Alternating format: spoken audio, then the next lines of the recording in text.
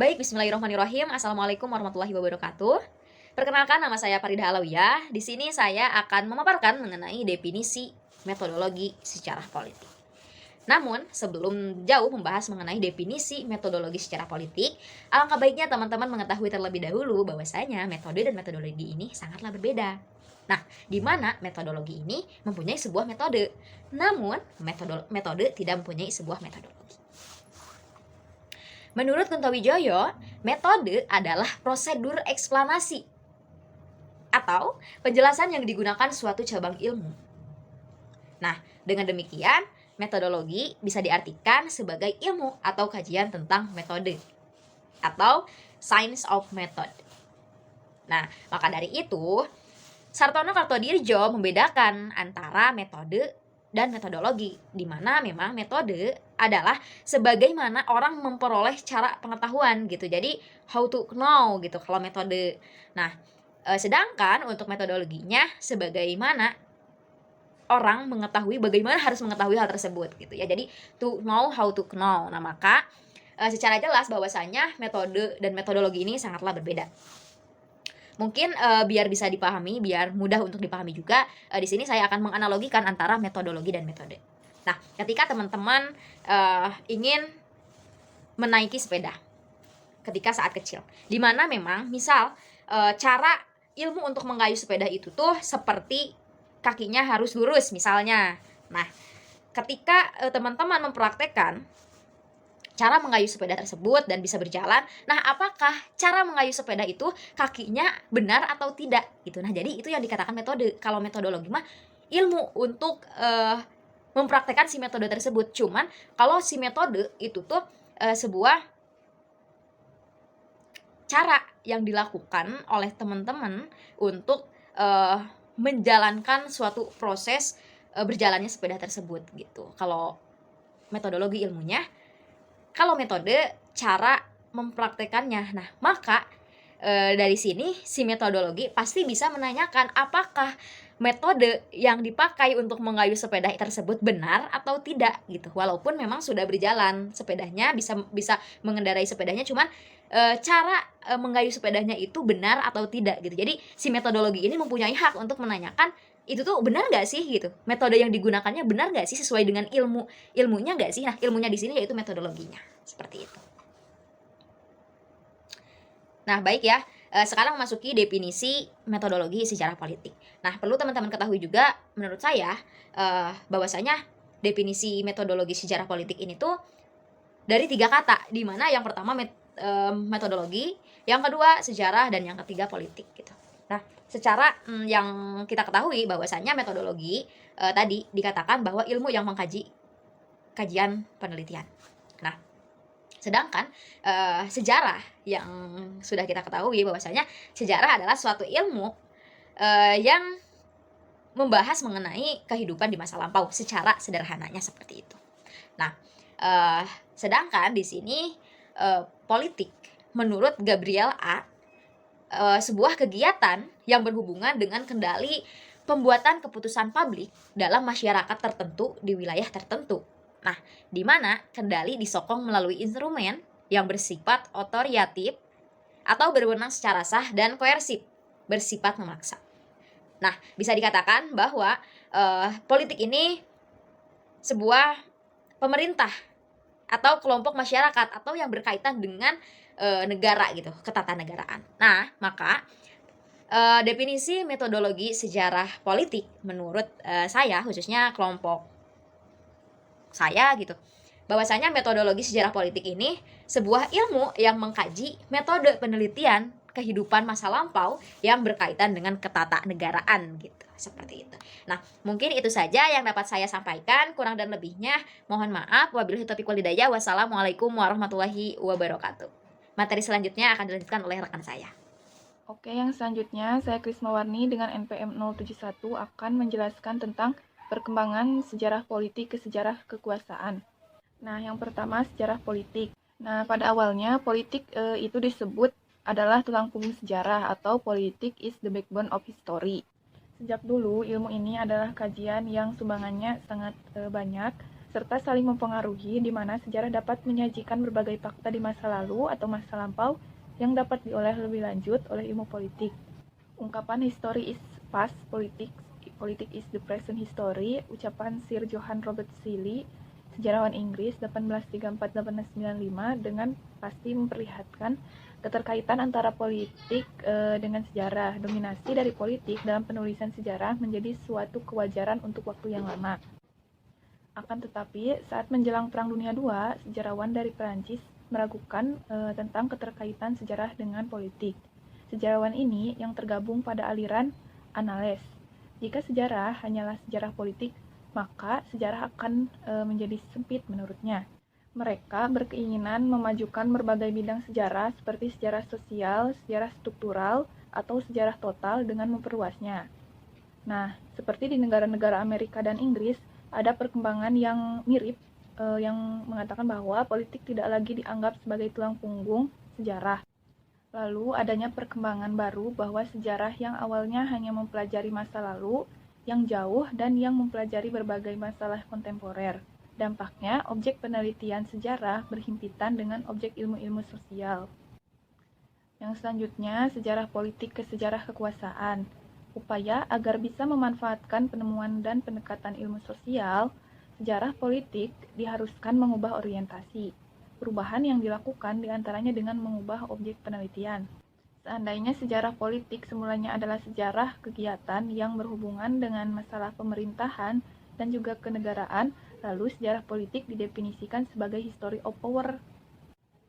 Nah, sejarah politik tidak hanya semata-mata menulis mengenai politik saja, tetapi juga tentang kekuasaan pada umumnya. Lalu, keuntungan dari redefinisi ini adalah meluasnya ruang lingkup sejarah. Di setiap institusi saat ini memiliki sistem kekuasaannya sendiri, tidak hanya dimiliki oleh pemerintah dan negara.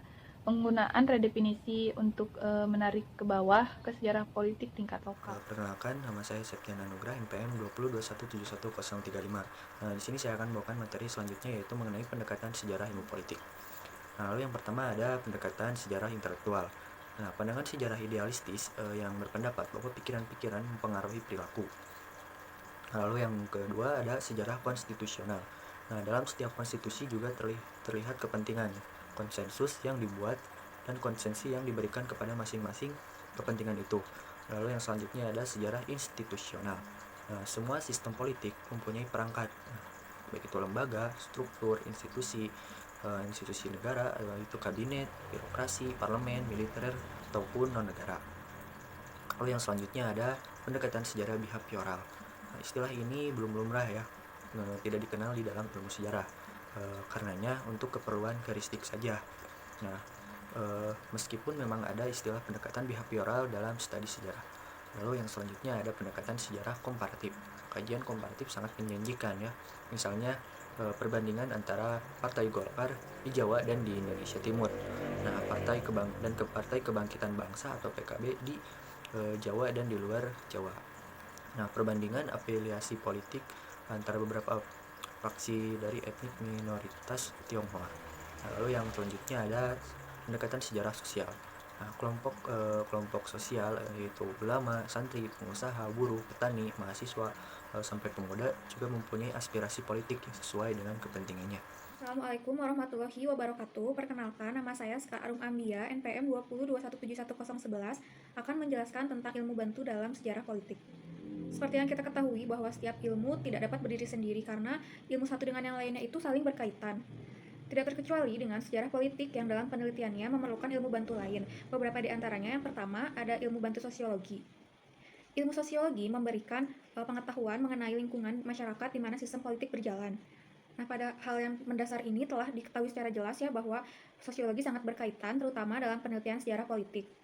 Latar belakang pengetahuan dalam sosiologi juga sangat diperlukan, misalnya dalam sejarah politik yang menggunakan pendekatan sejarah behavior maupun sejarah sosial yang lainnya. Ilmu sosiologi berkaitan dengan politik karena ilmu sosiologi mempelajari latar belakang, susunan, dan juga pola kehidupan masyarakat dari berbagai golongan serta dari berbagai kelompok. Nah, golongan-golongan tersebut nantinya akan mempengaruhi kebijakan yang dibuat dalam sistem sejarah politik. Contoh dari karya sejarah politik yang menggunakan ilmu bantu sosiologi yaitu karya Ojo Dume. kepemimpinan lokal dalam pembangunan pedesaan karya Nico Schute, dan juga kewibawaan tradisional Islam dan pemberontakan kasus Darul Islam Jawa Barat karya Carl D. Jackson.